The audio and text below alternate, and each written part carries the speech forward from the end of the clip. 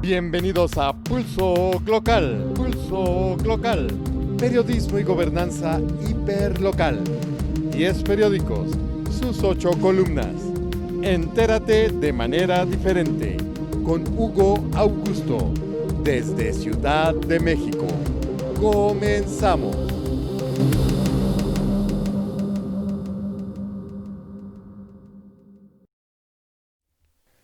Hola México y el mundo. Me da mucho gusto volverles a saludar. Hoy es martes 3 de noviembre de 2020. Con motivo de la tradicional celebración del Día de Muertos, el Gobierno de México llevó a cabo un homenaje a las víctimas de la epidemia de COVID-19 desde el sábado 31 de octubre hasta el lunes 2 de noviembre, en el patio central de Palacio Nacional. Les invito a que revisemos la información más relevante de Pulso Glocal. Vamos a ver qué nos tiene hoy el gato encerrado.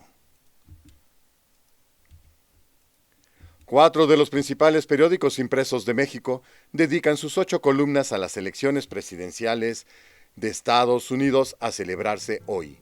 El Financiero presenta un escenario preocupante de posible violencia y cuya definición tendría que ir a la Suprema Corte. La Jornada, por su parte, hace un recuento de la población latina creciente, que tendrá un valor importante en la elección del siguiente mandatario estadounidense. De ahí que las campañas hayan incorporado el idioma español y entretenimiento latino. Milenio analiza los estados que definirán la elección y reconoce la ventaja de Joe Biden. El Economista habla de la tensión que hay en los mercados bursátiles.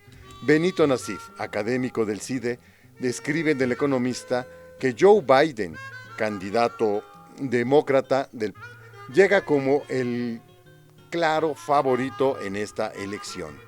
El promedio de encuestas de Real Clear Politics le da una ventaja de 6.2% en el voto popular. Sin embargo, las elecciones presidenciales en Estados Unidos no se deciden por este mecanismo, sino por el voto mayoritario en el colegio electoral.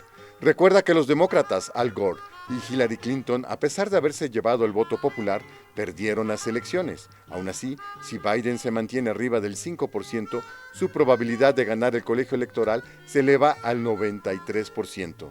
El mapa de incertidumbre apunta a Pensilvania, un estado con tan solo 20 votos en el colegio electoral. En otros temas, en el panorama político, 2 notas acerca del caso Odebrecht, que implican a Emilio Lozoya y a Luis Videgaray. El Universal y Reforma buscan bienes de delincuencia. Excelsior. Pasemos ahora a la información por periódicos. El Financiero, Trump o Biden.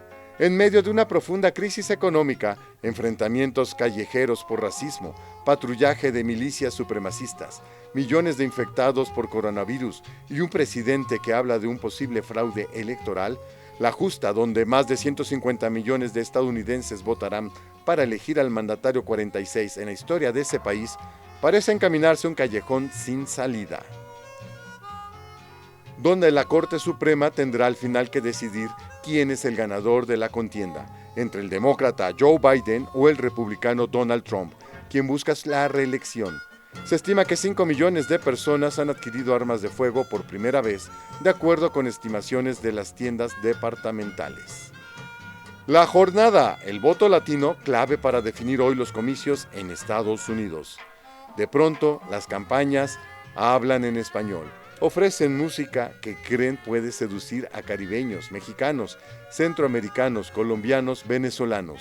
Y los candidatos hablan de cómo respetan a los hispanos, a latinos o hispanoamericanos, y su cultura y su cocina.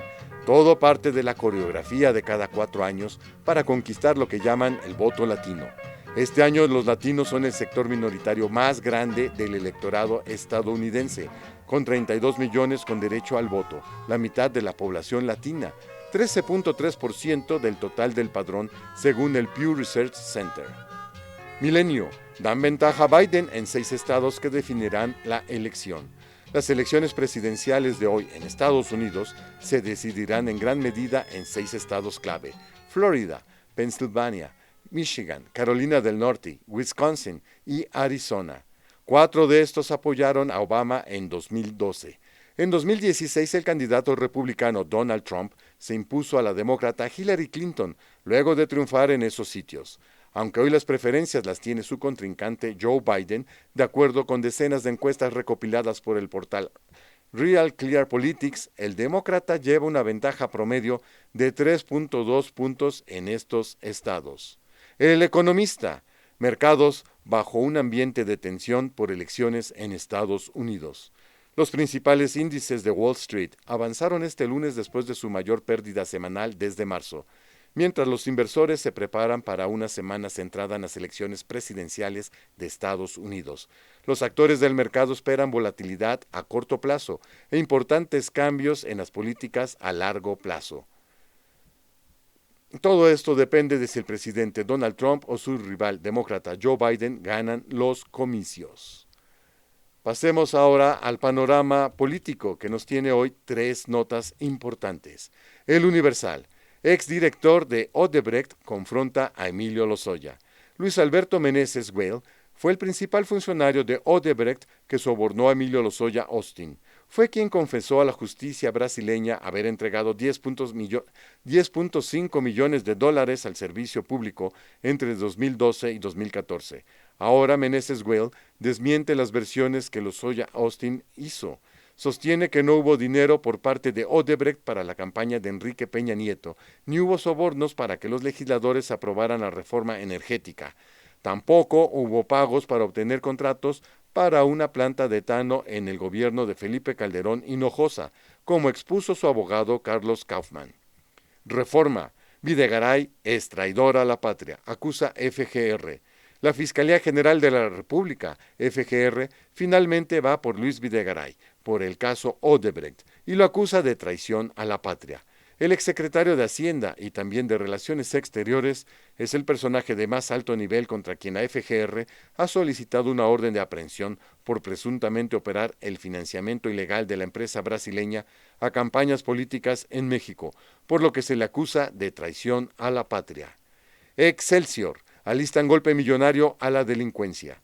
La FGR y las autoridades judiciales de Ciudad de México, Estado de México, Guanajuato y Jalisco preparan un golpe por 276 millones de pesos a las finanzas del crimen organizado.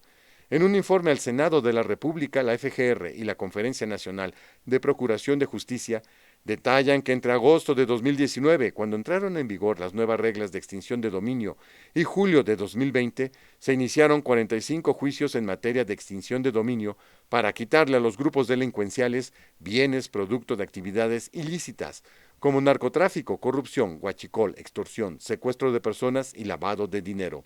Sin embargo, en dos casos no se presentó un interés económico para el Estado, por lo que solo procedieron 43. Pasemos ahora a la imagen del día. Trump o Biden, una imagen del Financiero. ¿Usted por cuál vota? Y así llegamos al final de la transmisión de hoy. Espero que haya sido de su agrado y que nos podamos volver a ver mañana. Hasta entonces.